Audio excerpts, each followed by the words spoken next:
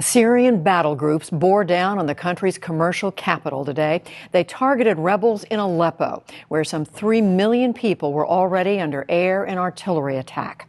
We begin with Alex Thompson of Independent Television News reporting from Damascus. Damascus, 1 week into the battle for the city, and video broadcast by Syrian state television shows sustained firefights yesterday in the city's outskirts. But it is Aleppo, Syria's biggest city, where the latest major assault is likely.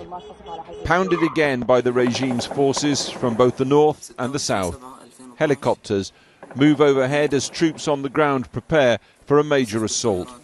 Activist groups in Syria claim that the government troops are being redeployed for a coming operation.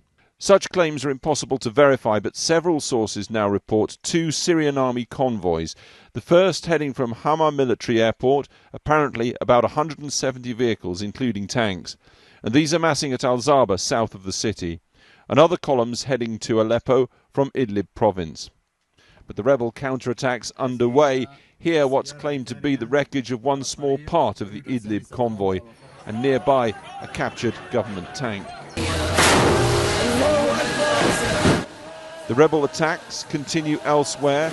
Here in Latakia, it's claimed they attacked 2 army bases. In Homs, shelling by government forces has scarcely ceased for more than 3 months, but they still don't control the entire city. The capital quieter today, though still some occasional shellfire on the outskirts. But if the rebels cannot win in the major cities, they certainly appear to be gaining ground in the propaganda war by being willing to invite along cameras. Yet here in Damascus, all our requests to film with the Syrian army have been refused point blank. Could we speak to a government minister? Impossible. What about a government spokesman even? No chance. The regime apparently thinks this will still do. Inside, the endless pictures of the great leader and his dad, the same video of military antics played on TV over and over again every day. And outside, the pristine flags, the murals, the devices of a regime strangely lost in personality politics of the Cold War. Some small opposition parties are tolerated here, so long as they're powerless. Incredibly, it's actually easier to interview one of their leaders than it is to speak to anybody from the government.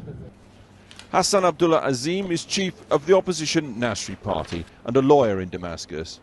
He's been beaten and tortured by the regime in the past, but he's still not afraid to call it, even now.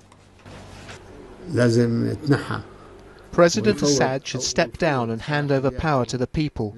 We should move forward and organise new free elections for the people to choose the government they want. For now, all that sounds like a distant dream.